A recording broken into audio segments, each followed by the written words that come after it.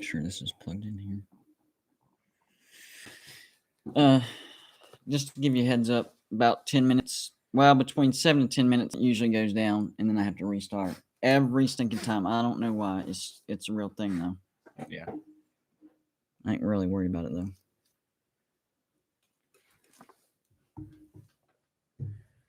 Where's everybody at? Come on.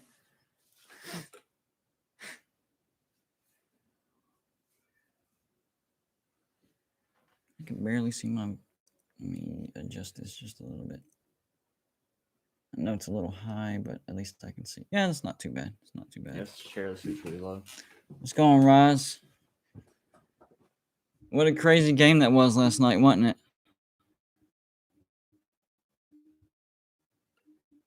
I'm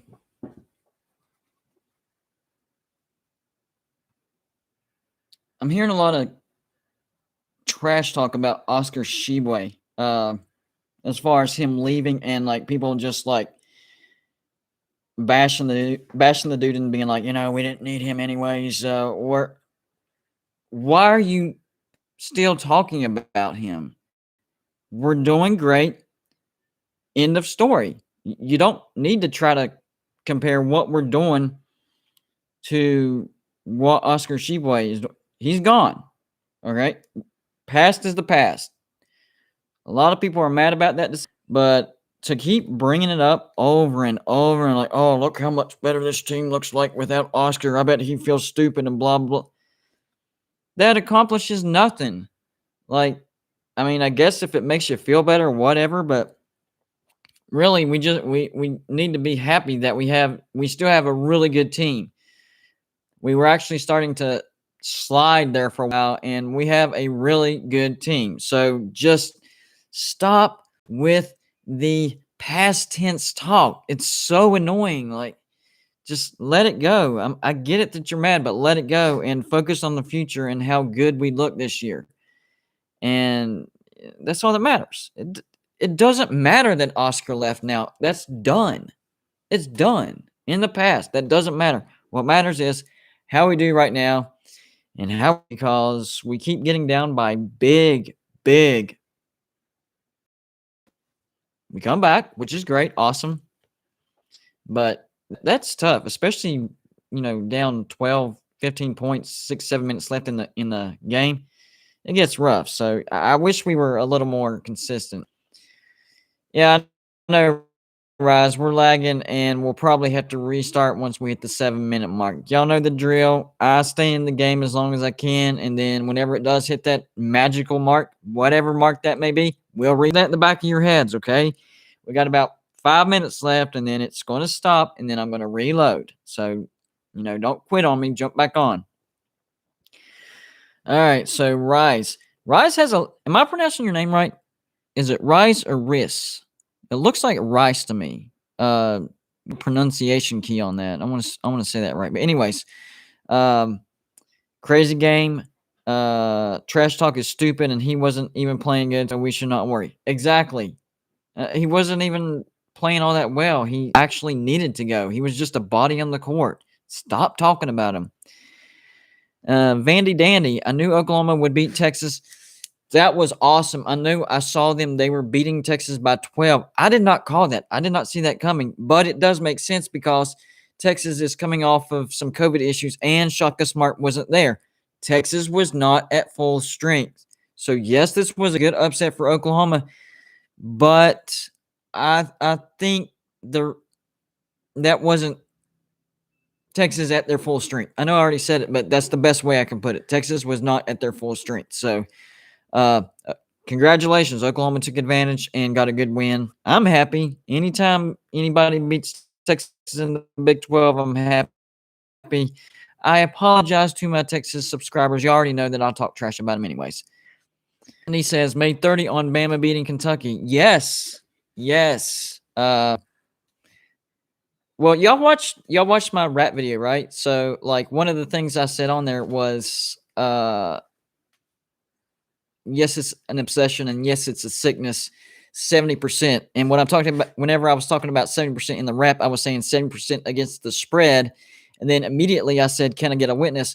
And that thing that you saw on the screen was Vandy Dandy. I blocked out his name because I didn't want to, I didn't ask for his permission, and it was kind of on the spot thing. So I blocked out his name, but that's exactly whose post I had on the heading whenever I said, "Can I get a witness?" In other words, Vandy Dandy was my witness as to me hitting 70% on the spread because he took my advice on Liberty upsetting Coastal Carolina and won himself over $1,200.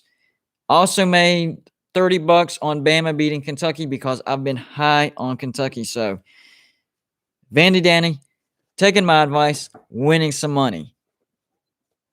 Nick Lafferty agreed that we have a good team. What kind of damage can this team do? Win the Big 12 tournament, Sweet 16, Final Four. Definitely Sweet 16. Definitely Sweet 16. Big 12 tournament, I think we can get at least to the semifinals. If not the championship, it's just Baylor. Number one, can we beat Baylor? Number two, when would we get Baylor? What kind of seeding would we have? And then if you think back in 2018, West Virginia ended up playing the eventual national champion Villanova in the Sweet 16, and Villanova blew out Michigan in the national championship. So because we ended up grabbing Villanova in the Sweet 16, we got knocked out in the Sweet 16. So it's all about which bracket we get stuck in and what matchups we get. I mean, if you get the eventual national championship or national champion, in the Sweet 16 or second round Elite 8, you're not going to make it to the Final Four because you grab the national champion earlier than, even the person that gets them in the national champion. And even if you play them the best, like West Virginia did that year, they played Villanova the best, but we got matched up with them in the Sweet 16, so that's when we got knocked out. It is what it is. Quick reminder, we are coming up on the time where the video probably will stop. When that happens, I'm going to stop this stream and start a new one because it happens every time. So giving y'all a heads up, this is probably going to freeze momentarily, and then I'll be back up. So don't quit on me. Jump back on. Same channel, Golden Blue Dude. If you're a new listener, new watcher, hit the subscribe button. You'll get alerts every time I do a live show.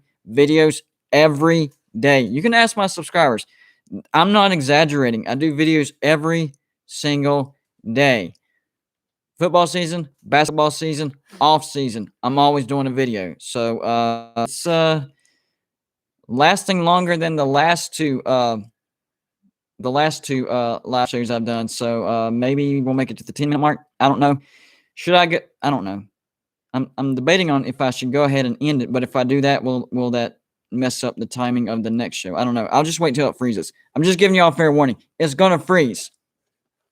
All right. So, oh yeah, this is Trey.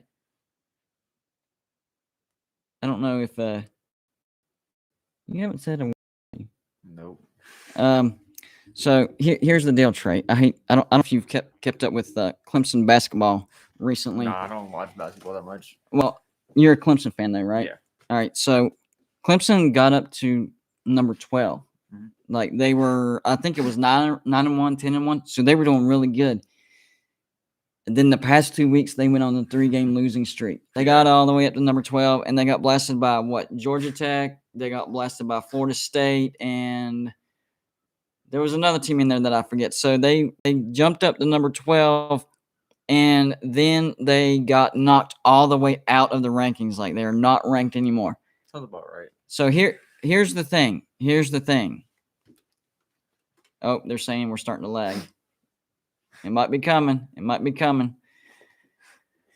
We're almost at the 10-minute mark, so that lag, that freeze, I'm expecting it any second. So if I freeze mid-sentence, I'm going to dump and reload, and we'll just continue talking, all right? So be aware of that. And once I reload, then we're fine. The second show always does fine. I can go 30 minutes, 45 minutes, an hour, whatever, but so far we've made it to 10 minutes, and this is usually around where it lags, so I'm kind of iffy. Quick thought, Mountaineer fan, WVU versus Florida. West Virginia should win that game. Good matchup. Florida's not bad, but not good. It's I believe it's a home game, and we're playing really good. So I'm expecting West Virginia to beat Florida and Iowa State. It's the 6 games after that, guys. We get Kansas at home, 15th ranked Kansas. Yes, they're on a 3-game losing streak, but they always play us tough. And then we go to Texas Tech, who we barely beat by 1 at home. And then we get a revenge chance against number 24 Oklahoma, and then home game against number 2 Baylor, and then a road game against Baylor because that was a makeup game, and then what was after that? And then a road game at Texas. So Florida, Iowa State, we have to win those 2 games because after that we have a 6-game stretch of toughies. Very tough games. So anyways, I guess my question to you, I know you don't watch a lot of basketball, but I'm going to lay it down for you and get your opinion on this, all right? So here's the situation at Clemson as far as basketball goes, okay? So Brad Brownell has been their coach for several years. I'm not sure the exact amount. I think it's like 8 or 9 years, maybe 7, something like that. He's gotten Clemson into the tournament, I believe, twice. A couple of years ago, he got Clemson, I think, into the Sweet 16, which was a big deal. And he's had more losing seasons than winning seasons, but when he does have winning seasons, it creates a big buzz. And he's more of a defensive coach. Clemson just redid Little John Coliseum, their home stadium, invested a lot of money into Clemson basketball. He did bring Clemson into being ranked number 12, and then they went on a 3-game losing streak. So now they are not ranked again. So given his track record, okay, so he's had mild success at Clemson, but not a lot of success, okay? Mild success.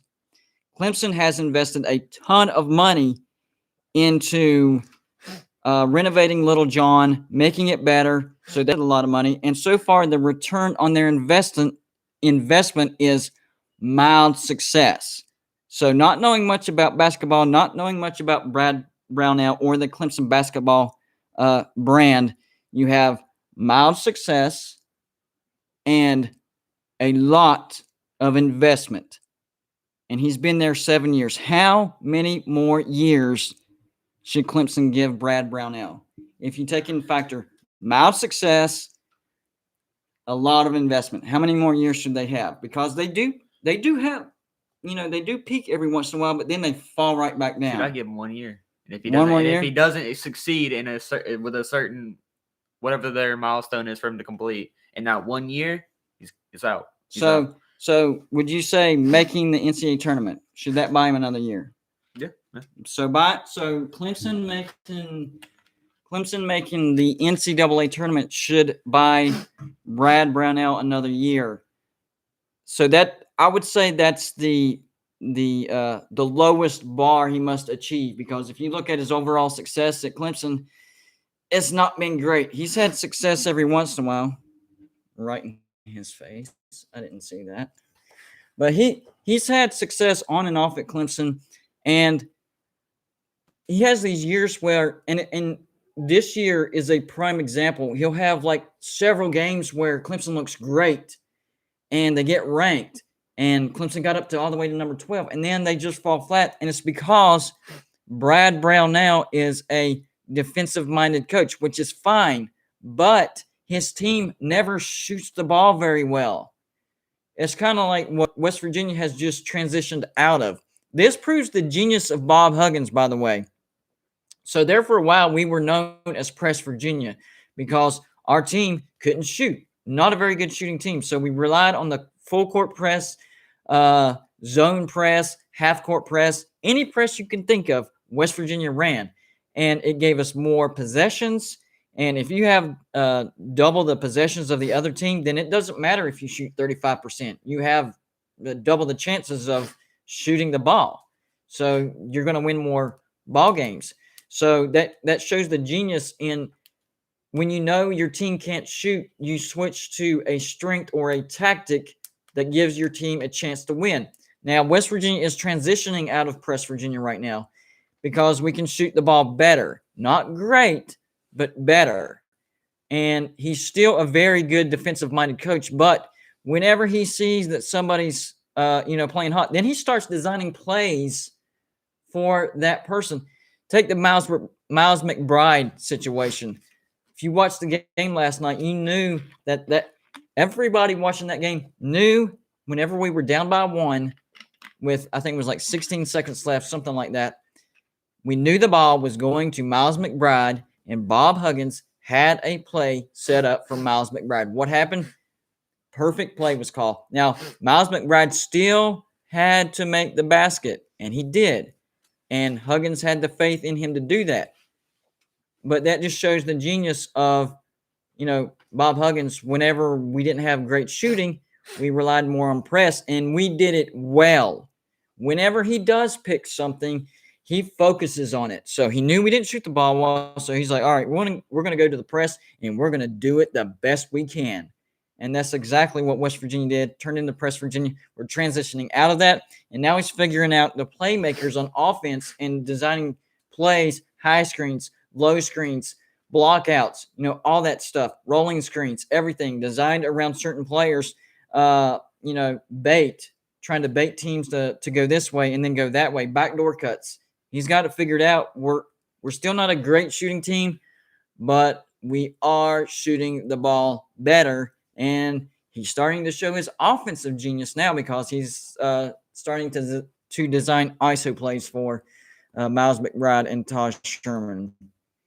And Derek Culver, he still does his thing. All right, let's look at some comments real quick. Let's see. Jim says, I'm here now, and I will come back. You are loyal, man. I appreciate that. Prodigy, this is making our home loss looking bad. I don't know what that means, man. You might want to explain that. Never mind. Sports Prod in the house. What's up, bud? Prodigy, what do you think about my prediction about Florida game? West Virginia 78, Florida 66. That looks spot on, man.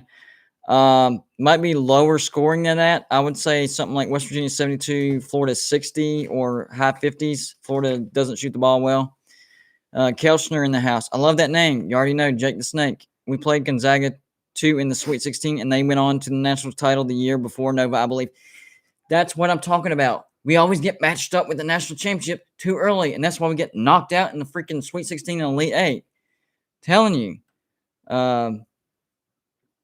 Let's see. Lag back on West Virginia versus Florida. I think it could be competitive for a while, but I think in the end, West Virginia will be a double-digit win.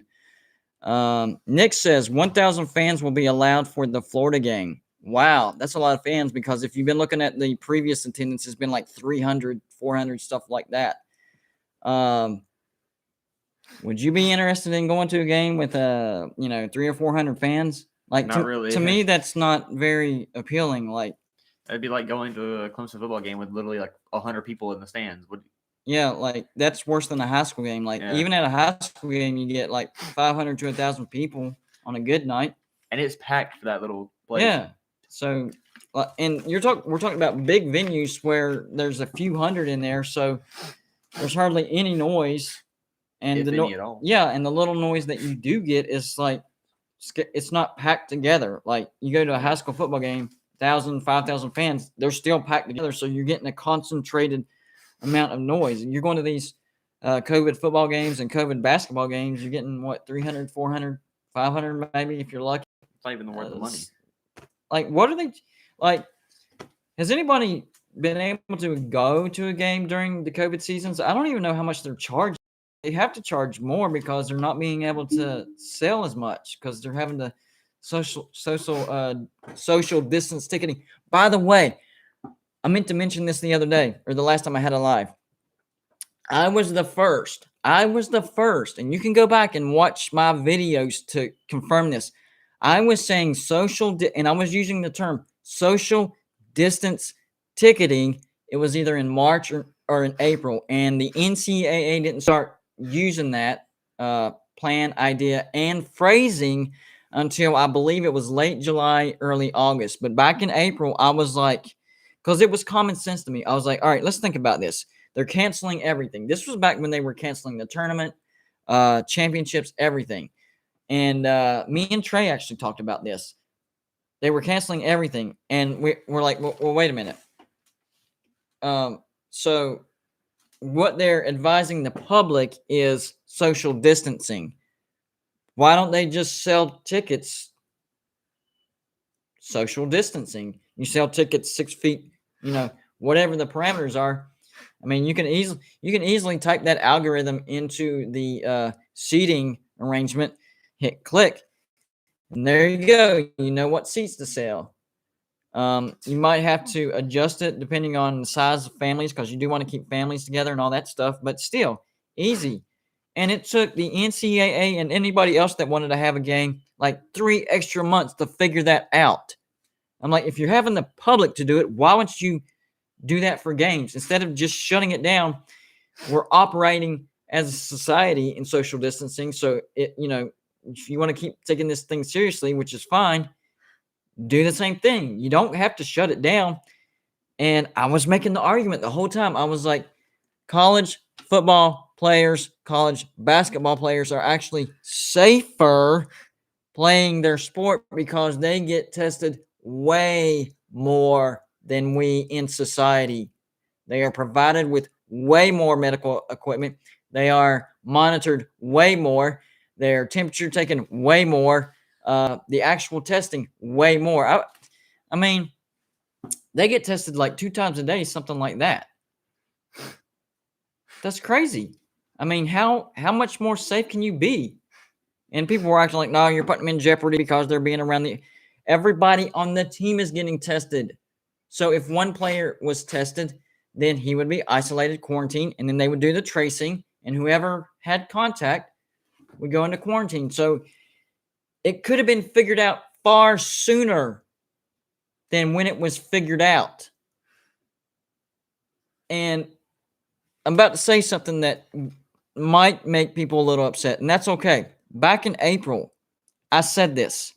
I said, once the election happens, and my video got taken down because of this, by the way. My video that I'm about to say got taken down, and they said that it was inciting terrorism. That was their words. They said I was inciting terrorism. Here's why. I said, after the election, the vaccine will be out. Then there'll be a cure for it. That's what I said. This was back in April. I said, this is an election year, but once the election is over, the vaccine will be out and there will be a cure. And YouTube and Facebook took the video down and said I was inciting terrorism. What happened?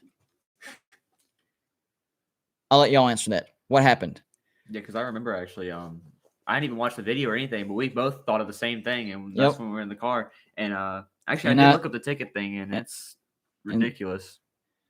Oh wow, let me see that. $212, $300, $200. Oh, so we're looking at. Hold on, is this the upper deck? Okay, so upper deck seating for a West Virginia basketball game is like $212. Now, if you get the very corner, it's like $50, but I don't even know if that's available. Well, 2 tickets. That's 2 tickets, and then a little lower, it gets up to $300. That's way more than what I paid for. So yeah, it's and honestly, why would you? I mean, I know you get to see West Virginia, but it's not worth it. There's no atmosphere. But to his point, he was saying 1,000 are going to be at the Florida game. That might be worth it. That could create a little bit more of atmosphere. So I like it. But is it worth $300? Yeah. Oh, right. I like Ryan's comment. 21 minutes without the stream being kicked offline. New record. That's what I'm talking about. We're going on 25. Hey, It can go out any second, and that doesn't matter because I broke the record tonight. So thank you, Hotspot. Finally didn't fail me. And even if it shuts down right now, which it could, you never know. That's fine. But we have the record, and the record is still ticking as of now. We might get an actual full show in. So we might get a whole show in without being kicked off. That is awesome. Okay, so let me see. Come my comments real quick. All right, so that was the 1,000 fans thing. Oklahoma beat Texas. Yep, we covered that. Yeah, but no tickets to the actual public, which sucks. So there's 1,000 tickets, but just a family? That's a lot of family. Oh, donors. I got you. Okay, got to keep the donors happy. I got you. Kelchner, me personally, I don't think there's any great team this year in the ACC. You're right about that. Yeah, they somewhat pay the bill. Oh, yeah, the donors. And Nick says ACC stinks. I don't know what's going on in the ACC. Number one, they don't have Duke to fall back on. And number two, Louisville is better than people realize. It took them longer to get ranked than what I suggested. I had them ranked like 3 weeks ago. They finally got ranked this week, number 25. So, I don't know. The rankings, sometimes I'm just baffled. Like, why in the world is Drake not ranked? I know nobody knows who Drake is, and they're not a blue blood, and they haven't played any, not a tough schedule, but they look really, really good, and I think they're still undefeated. They should be in the top 25 by now. I have them in my personal 48 team brackets, which I think I'm going to update tomorrow. I haven't done that in a while, so I'll have that video out tomorrow. I have them in, and I think Drake is one of the best kept secrets in college basketball right now. They're a small school, not very well known. Their schedule isn't, I'm not going to lie, they don't play a great schedule, but in my opinion, I do think they have done what they should have done to get ranked. So, it is what it is. Tom Board says, I miss Huggins. I can see why, man. The dude is a freaking genius. He knows our strengths. He's a great recruiter. And yes, we lost Sheboy, but we found some playmakers. They're getting more time. So he's actually able to make them more happy. They're making more plays. They're standing out more. And our team looks more together right now. It looks like we're playing more like a team than when Sheboy was here. Cottrell got injured, so, I don't know the timetable. I don't know if he's going to be back before the season is over or by next year. But West Virginia is playing like a really a legit Big 12 title contender right now in basketball. So, y'all all know that I did my way too early top 25 poll myself. And so now that I have my son Trey, and he's a Clemson fan, by the way. Hold on. What did I do with my list? This is what happens when I write so many. I mean, guys, y'all have no idea. I have thousands and thousands of pages of writing shows, and sometimes an idea randomly pops into my head, and then I got to go find it and blah, blah, blah. Long story short, I found my notes. So, Clemson fan, I have in my way too early top 25 poll, I have Clemson at number 3. So, of course, they finished the season 10-2, lost to Notre Dame, but at half strength. And then they lost in a weird-looking game against Ohio State because of their defense. I think it was. I'm sure that it was their defense. I really am. So they returned 5 on offense, 10 on defense.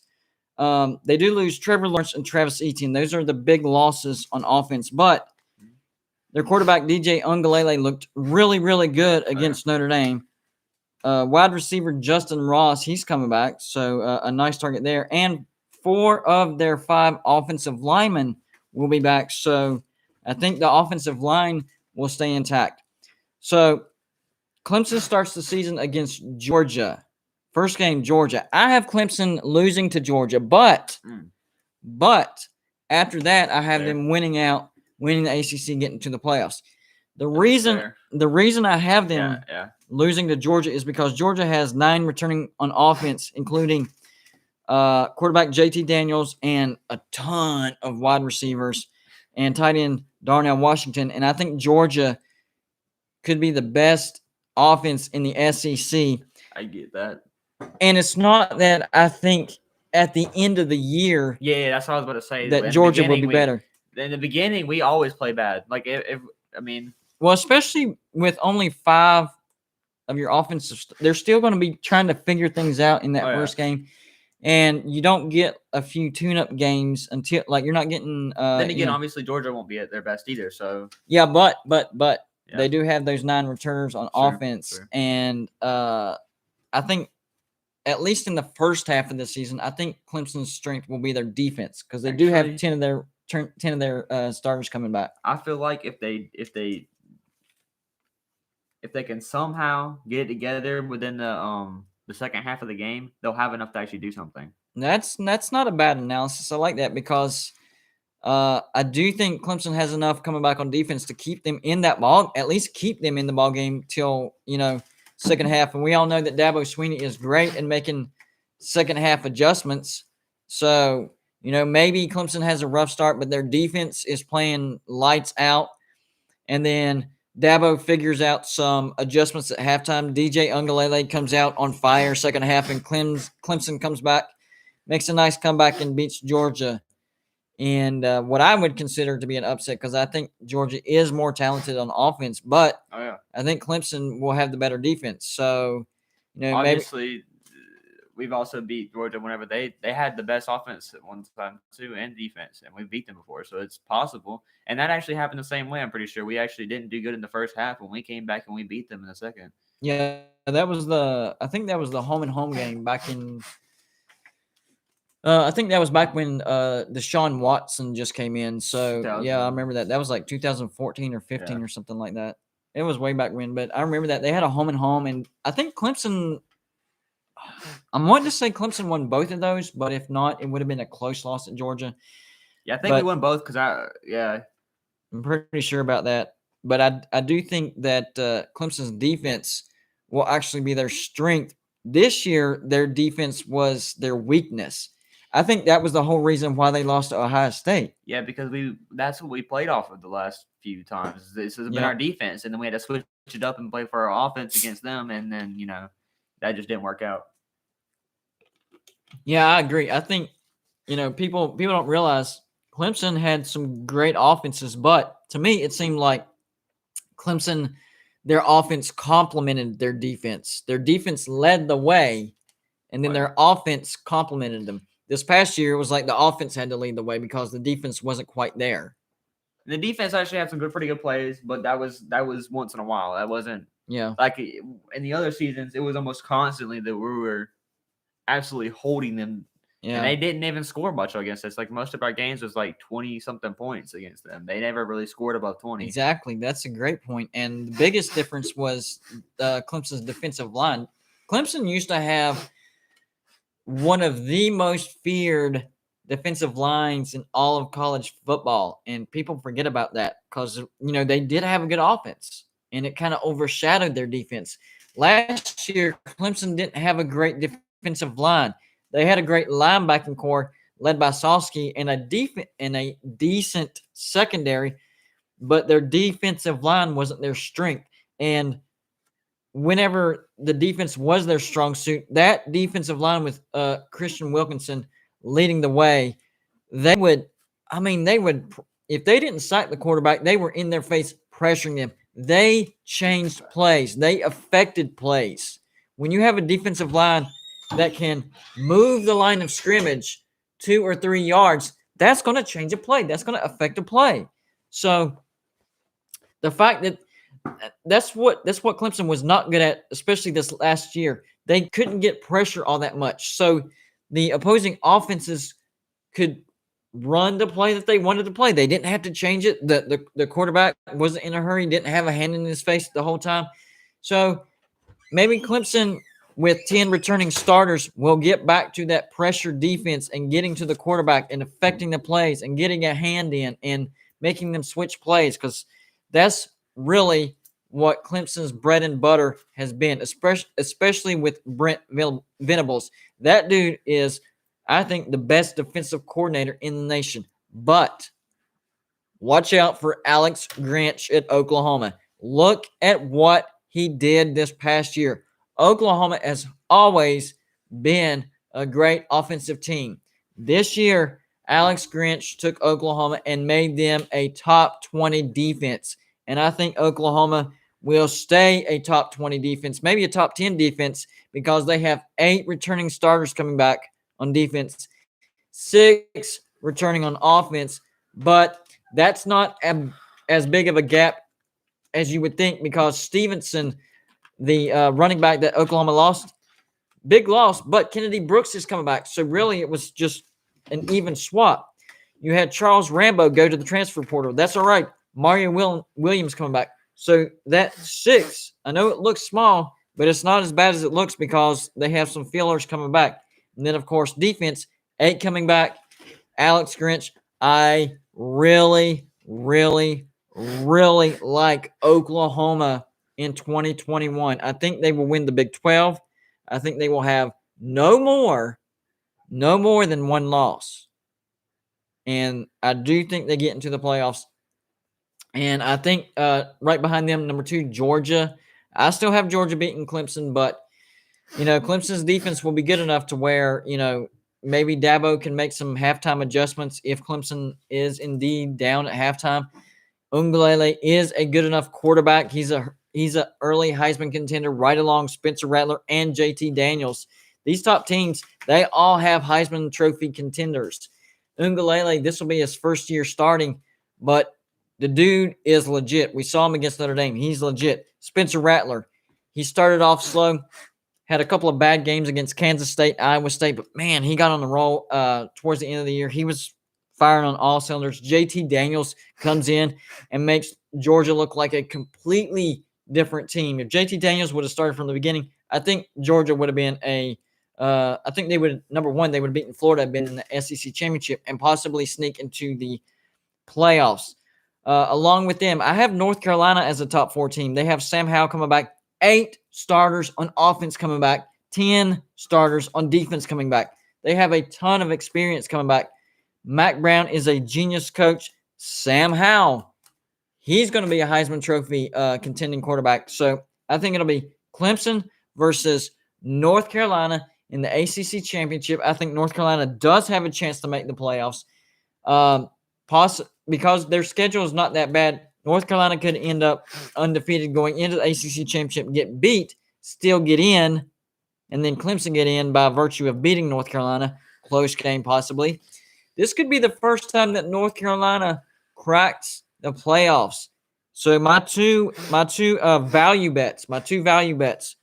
Remember, the first one, Georgia at plus 1,200. That means you bet $100 and you get 1,200 if Georgia makes the playoffs. No, national championship, I think. But still, they have a lot of talent coming back. Clemson, I think they're good, but plus 400, that's a low payoff. So, that's risking 100 for a lower payoff. It's not a terrible bet, but I don't think it's one of my value bets. North Carolina, I think, is a huge value bet. You bet $100, you get 3,000 back. And I think North Carolina has a legitimate chance to make the playoffs. Once you get in the playoffs, anything can happen.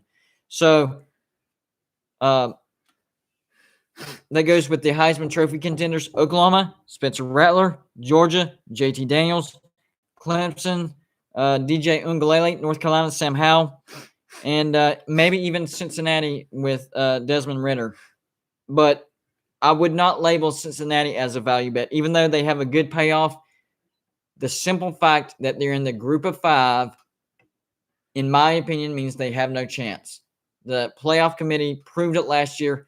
Last year was the best chance for a group of 5 team to get in, and they snubbed them out, so I would stay away from it. By the way, if you haven't already, hit the like button to let me know that you like this live stream. I would appreciate it. It helps with my ego and confidence and makes me want to do more. So please hit the like button, and I would appreciate it. If you're a new person and you haven't subscribed, hit the subscribe button. Legit. Every day, videos. College basketball, college football. No exaggeration. I put them out every day.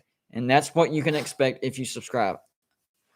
Let me get back to comments real quick before I get off here. Because I switched to basketball. And you're going to ask my subscribers, you got to be prepared whenever you come to these live shows, because I can switch topics just like that. We were on college basketball, and somehow we ended up on college football. I don't even remember how or when I switched, but it happened. We're here. Yeah, with the Georgia game, I think it's a 50-50 thing. Yeah, so there we just go. Throw it up in the wind and see what happens. Rice said that's why Miles McBride is my profile pick. Back when we were talking college basketball, I like it. Let's see. Nick says, love to see the parody. NCAA is fun to watch because you truly don't know who's good, especially this year. Love it. Rice says, from when you asked how to say my name, it's pronounced Reese. Reese. I got it. Like in Reese's Cup. I appreciate that, man. I was saying it wrong. So I actually went too far back because that went to the 21 minute, which, by the way, right now we're at 40 minutes. We might get in the whole show because we're about to jump off here. NCAA tournament is going to be played in bubble in Indiana. Does this affect player strategy? No, but the logistics of that is going to be a nightmare. I actually think this favors a team like West Virginia. Number one, West Virginia doesn't have to travel all that far. And I don't know why, but if you look at our tournament appearances, if we're not a top 3 or top 4 seed, which doesn't happen all that often, so 5, 6, 7, 8 seed, we end up like in the Midwest or West Coast, other side of the country. So it being in Indiana, not all that bad for West Virginia. So it could actually help a team like West Virginia and the teams that are, directly around. And you think about Gonzaga, they get the number one overall seed. What usually happens with the number one overall seed? They get the best home field advantage possible in the first rounds because they do regionals. So if they get the number one overall seed, it would be in the West region, probably in Washington. So really, the only thing that seedings matter this year is matchups. Because location doesn't matter this year. Everybody's in Indiana. So that's one thing people don't realize. Whenever you get seeded in the NCAA tournament, it matters a lot, not just because of the matchup, but because of where you're going. You're an East Coast team, and say you get let's say you get an 8 seed. So you're in the 8-9 seed. You're like, oh, that's not bad. But then you got to go all the way to LA. You're like, oh, man, we got to play a team that's pretty close in talent to us. And say it's, okay, let's say you're Florida. You're Florida, you get an 8 seed, and you're playing number 9 UCLA, and you're playing in Sacramento. So that's an 8-9 matchup, pretty close matchup, but you're in California. That's across the country, and UCLA can drive to Sacramento. I mean, it's a long drive, like 10 hours, I believe, but still, it's close. Indiana kind of levels the playing field, so to speak, because if you look at it, the state of Indiana, right? So the biggest advantage would go to Indiana University, Purdue, anybody in the state of Indiana, Notre Dame. I don't think Notre Dame is going to be a tournament team, so they're out. Indiana, they could be a tournament team, but I don't think they're good enough to take advantage of a great advantage like playing in Indiana the whole time. Purdue, I think Purdue's pretty good, but still they're not elite. So really, this isn't like any type of favoritism as far as helpful towards the teams that are in the state of Indiana, because there's no teams in the state of Indiana that are good enough to be like, dang, now it's definitely over because they were good before, but now that we're all playing in the state of Indiana, we're all doomed because they're going to ascend upon us and sleep in their own beds, which is underrated, by the way, guys. Sleeping in your own beds as opposed to hotels is a big deal. But everybody's going to be in the same spot at the same time, even playing field. The teams in Indiana aren't, great or anything. So it isn't going to be a tremendous home field advantage. And, of course, we are still in a COVID season, so they're not going to pack the arenas out. The bigger arenas, you might get, 3, 4, 5,000 in there. But other than that, we're going to look at 1,000 to 1,500 fans at the most. So there's really no advantage for anybody. There might be some disadvantages to say, like, I don't know, Baylor. They're in Texas. Gonzaga, I believe they're in Washington. Teams on the West Coast. And on top of that, they're not allowed to be in Indiana until a certain amount of days before. So they can't get there, get used to it before anybody else. Everybody has the same window, has the same cutoff. Nobody can get there sooner than anybody else. It's like I think it's.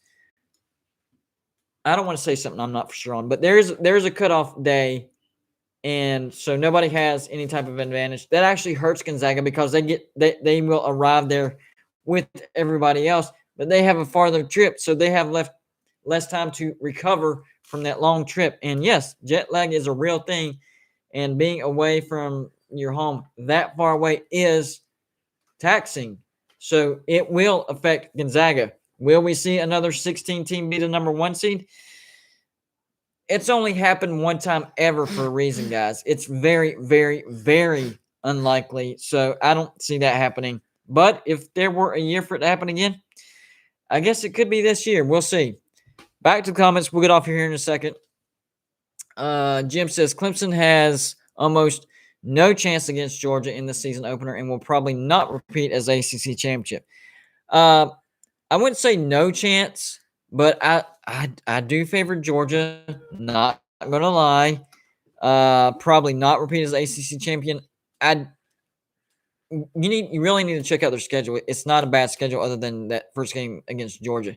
I think they have a clear path to the ACC championship, and I think they will play North Carolina. And I do think by the end of the year, Clemson will be better than North Carolina. But having said that, I think that ACC championship could be one of the most competitive ACC championship games that we've seen in a while. I think it's not going to be a blowout. I think Clemson versus North Carolina in the ACC championship is going to be a very, very good game, very competitive.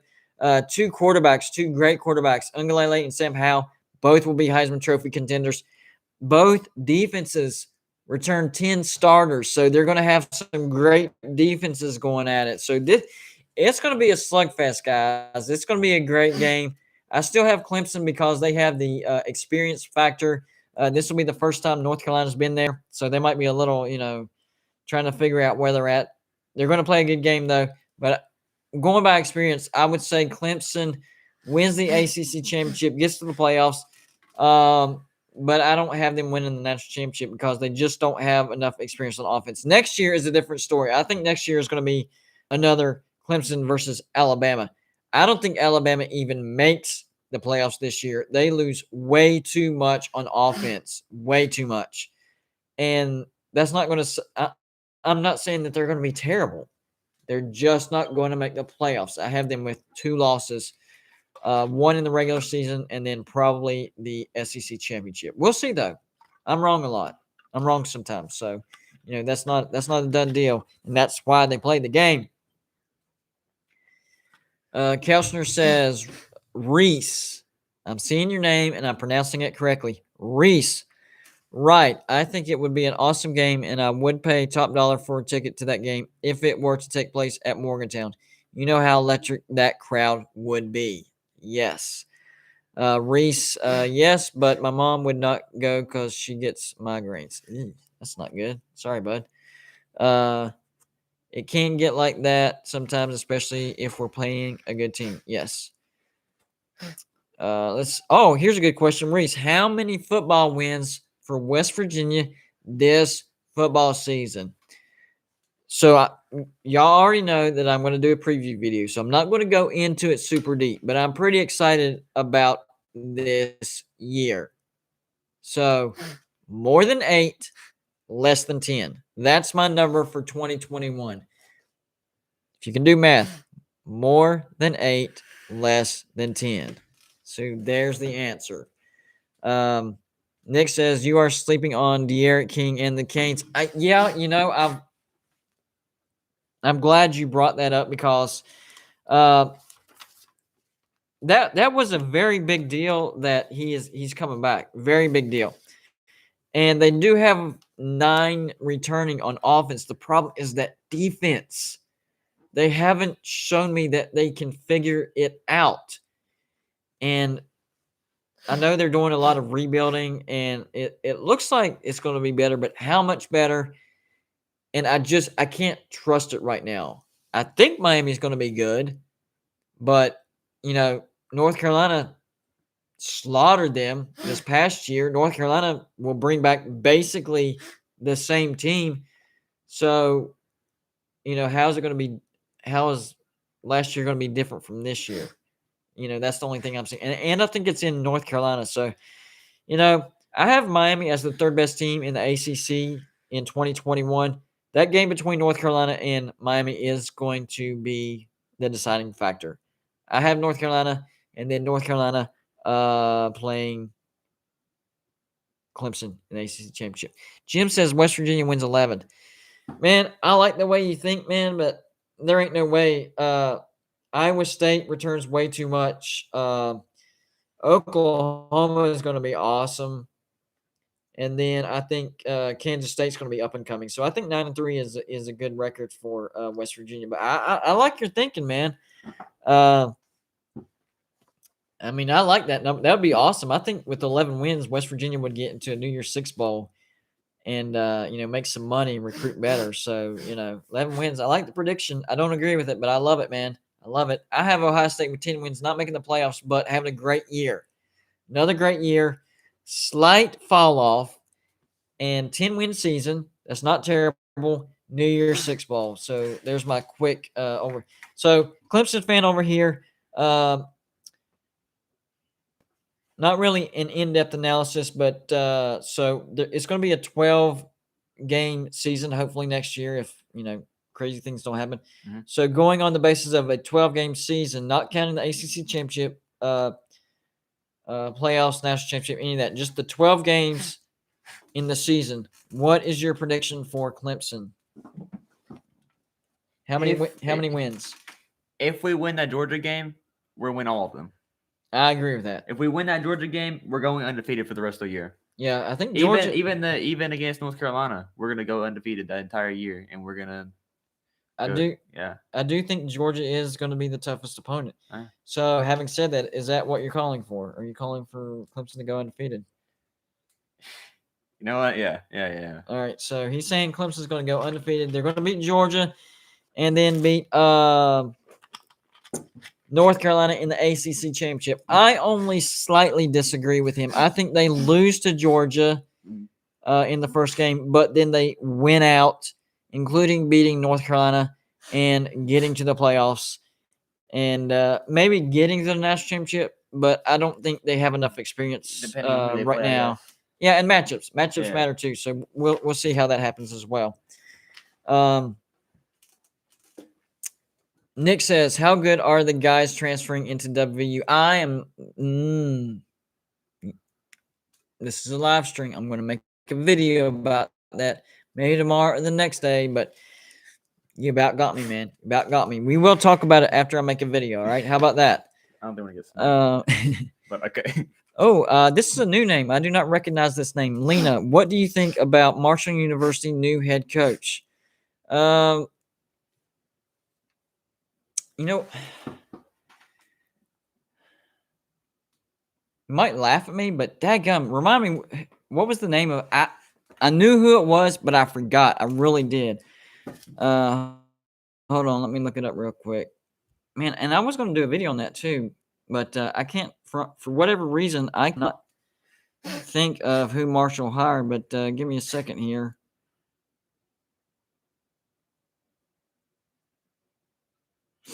Okay. Yes. Charles Huff. That's right. I didn't know what to think of him at first, but the staff that he's putting together at Marshall, I'm not gonna lie, it's starting to impress me. And he was able to get Clint Trickett in there for wide receivers coach, which kind of made me raise my eyebrows. I mean, if you are going to bring in Clint Trickett, wouldn't he be the quarterback's coach? But then again, maybe he can think on the other side of the ball as well. I don't know. So I'm impressed that they were able to get Clint Trickett in there, a former West Virginia guy. Of course, Doc Holliday, he was a former West Virginia guy. So why am I surprised? I don't know. It's happened before. Probably will happen again. But as far as the actual staff that he's putting together, very impressed with him so far. Might do a video on that. Not sure. We'll see how that develops. Good question. I think Marshall will definitely have a year where they're going to take a step back, but they're going to start building something good. I think y'all have a good foundation there. Might take a couple of years to get where you want to be, but you will get there.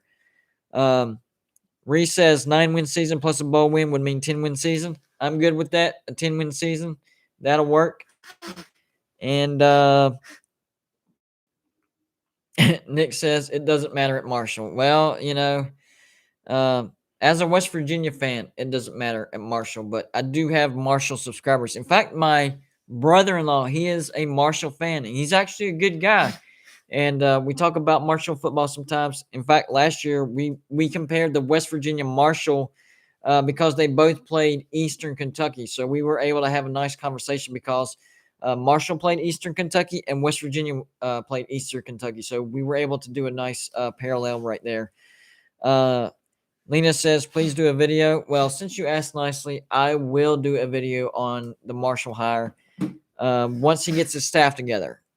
I'm not gonna do a video and then things change or whatever. So I'm gonna wait till the staff is fully intact, and then I'll do a video on that. And I'll probably put it in the format of new head coaches in college football and what their staffs look like. So it probably won't be a video all on its own, but it will be in a video where I'm talking about the newer coaches and what their staff's going to look like. So yes, I would do that.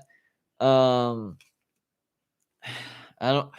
Now Jim's on here. Yes, do the video, Marshall. I don't know if I can do a video just on Marshall. I'll look into it. If I can come up with the content and look at it and decide if it will be interesting enough, then I will do it. But right now, the way I'm going to talk about it is it's going to be part of something. But if I can pull it off, I'll try to give Marshall a video all on their own. Well, no promises except for I'll do it. That's the promise. I'll do it. I just don't know if it'll be a video all on its own. So we'll see how it goes. Timothy says, bad marketing for the channel. Man, no, it's not. Especially if I include it. You gotta love rivalries, which Marshall's not even a rival. No offense to Marshall fans, but you're 0-12 against West Virginia football. So, you're not really a rival. But I don't have anything, negative to say to y'all. Y'all have always been decent fans. Brother-in-law, he's a Marshall fan. I know a lot of Marshall fans that I talk to all the time. So I don't have any beef with Marshall, anything like that. So I don't have a problem with them. But this is probably going to sound disrespectful. I don't consider Marshall a rival. Sorry, not sorry. Maybe in the future, West Virginia Marshall will start playing each other again. We'll see. Nick says Marshall fires a 9-10 win coach to hire a guy who may win 9-10 games. Jabronis. That was political, guys. I don't know why it happened, but politics got involved, and he wasn't even really fired. He wasn't extended. I might do a Marshall video all on its own, but the way it's coming together in my brain right now. So the way I'm going to do it is I want to talk about the Doc Holliday fire going into the staff now, because I don't agree with the fact that they let Doc Holliday go. It didn't make sense. He was having success, but it was political, 100% political. That's just the year we're living in. So yeah, I hate politics now. I didn't like it before, but I really hate it now. But anyways, I'm going to get off here, guys. It's getting late. Appreciate everybody that stopped by. Please hit the like button. Let me know you like the stream. And if you're a new viewer, hit the subscribe button. Videos out every single day, whether it's college football or college basketball. So appreciate everybody stopping by. I'll let you know whenever I have another live show. But tomorrow, of course, at least one video is coming out. Maybe two. I don't know, depending on the day. But at least one video will be coming out tomorrow, and the next day, and the next day, and the next day, and the next day, and the next day. So there you go. You know what to expect. Videos coming. See you next time. Thank you for stopping by.